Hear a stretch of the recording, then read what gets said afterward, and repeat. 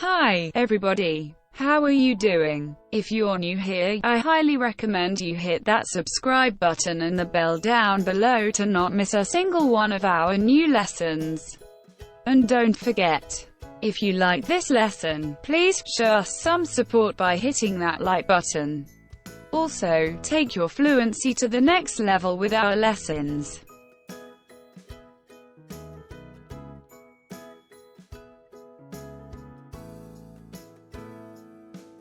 Lesson 28. The articles. Mr. Priestley, there are two adjectives, perhaps the two commonest words in the language, that we ought to consider for a few minutes. I mean a, an, generally called the indefinite article, and the definite article. A and an. 1. A is used before a word beginning with a consonant sound, and before a word beginning with a vowel sound or an H that is not sounded, e.g. a book, a horse, a child. An apple, an open book, an angry child. We say a European, a one-eyed man, a useful book, because the first sounds in these words are not vowel sounds but consonant ones J, W, J. 2. The usual meanings of a, or an, are a. 1, e.g. I have a sister and 2 brothers. I want 3 pounds of sugar and a pound of butter. B. Any, it doesn't matter which, e.g. a shilling is equal to 12 pennies. Pass me a fork, please. 3. Note the use of a, and an.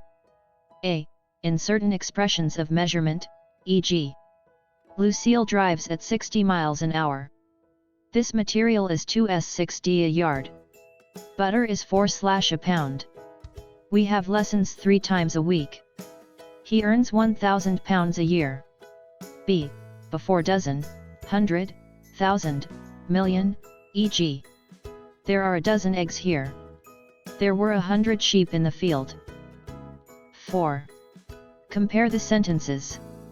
A, I have a few friends in London. B, I have few friends in London.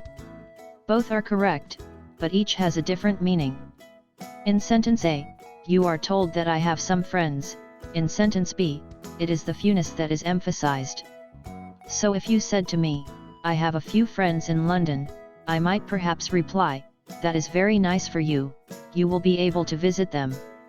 If you said, I have few friends in London, I might then reply, I am sorry about that, you must be rather lonely. Do you see the difference? There is exactly the same difference between little and a little, e.g. A, I have a little money to spare every year on books and pictures, and so I have now quite a good collection. B, I have little money to spare for books and pictures, I need all the money that I have to live. They. 1. Before abstract nouns used in a general sense we don't put they, e.g. Life is very hard for some people. Not the life. We will have freedom or death. Not the freedom, etc. Work is better than laziness. But we use the before abstract nouns that are limited or qualified, e.g. The life we live here is hard. The freedom of the seas. The work that we do. 2. Before names of materials used in a general sense, e.g. Butter is made from cream. Not the butter. The cream. Wheat is grown in Canada. 3. Before plural nouns used in a general sense, e.g. Books are my best friends. But, the books that are on the table are mine. I am referring in the second sentence not to books in general but to some particular books. 4. Before most proper nouns, e.g. I walked in Hyde Park. Not the Hyde Park. Do you know Regent Street? Lucille comes from France. But generally before the names of rivers and chains of mountains we use the, e.g. the Thames, the Danube, the Alps, the Andes. We also use it with countries that are plural in form, e.g. the United States, the Netherlands. 5. Before names of meals used in a general sense, e.g. come to dinner with me. Come to lunch with me. Come to tea with me. but.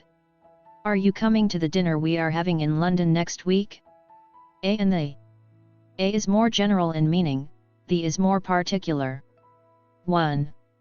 The means the particular one, e.g. This is the book that I promised to lend you. 2. Or the only one, e.g. The sun rises in the east and sets in the west. There is only one sun, one east, and one west. 3. Or the one we have just spoken about. So we might begin, as the fairy stories do. Once upon a time there was a little boy. The boy grew up. A little more on the parts of speech. Mr. Priestley, I gave you, in Lesson 5, the simple definition of each part of speech so that you could recognize them when I referred to them. But we have learned quite a lot more about them since then, and, as I shall not be giving you any more talks on grammar until we come to Book 3, I think this is a good place to gather together what we have learned, and see what characteristics each part of speech has that mark it off from all the others. 1. Nouns. They have special forms to show number, and in some cases to show gender. They can't show tense or voice. They are usually the subjects or the objects of a verb or are used with a preposition. The only case form that they have is the possessive. Nouns haven't degrees of comparison. 2. Pronouns. Pronouns have all the characteristics just mentioned for nouns, but in addition some of them have separate forms to show objective case. 3. Adjectives. Adjectives have special forms to show comparison. They are used generally before a noun or after the verb to be. They cannot show case, tense, voice, person. Only a few of them can show number. 4. Adverbs. Adverbs have all the characteristics mentioned for adjectives except that their usual position is after verbs or before adjectives. 5. Verbs. Verbs have special forms to show tense, voice, person, number. They cannot show gender, comparison, or case. Their usual position is between two nouns or pronouns or between a noun and an adjective or an adverb. They often show that an action passes from one noun to another. 6. Conjunctions and prepositions. They cannot show any of the characteristics mentioned for the other parts of speech. Both of them join or show the relationship of one word or group of words to another. Exercises. Exercise 1. Put in, a, or an. 1. He is honest man, I will give him day's work. 2. That is usual way of working. 3. He has uncle who is teacher at university. 4. He had hot breakfast at hotel in Blackpool. 5. They worked for half hour and then began to read historical novel. Exercise 2.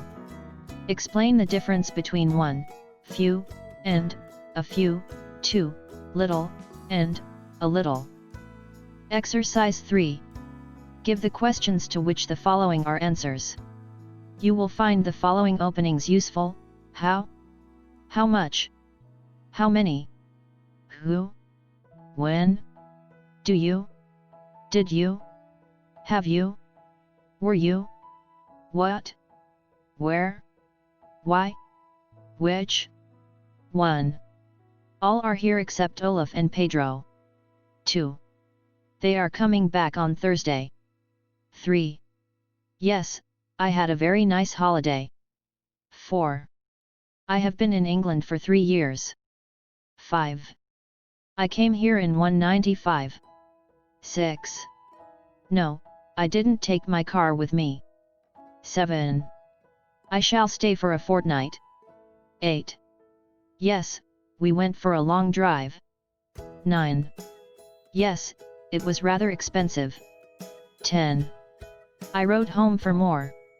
11. They collected about £2,000. 12. There were about 3,000. 13. I stayed in London over Christmas. 14.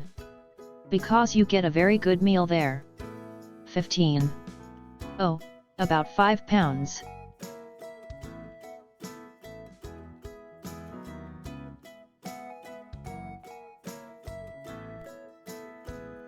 Dear friends, thank you very much for your support, for watching and for liking. I wish you success in learning English. Subscribe to our channel, and good luck.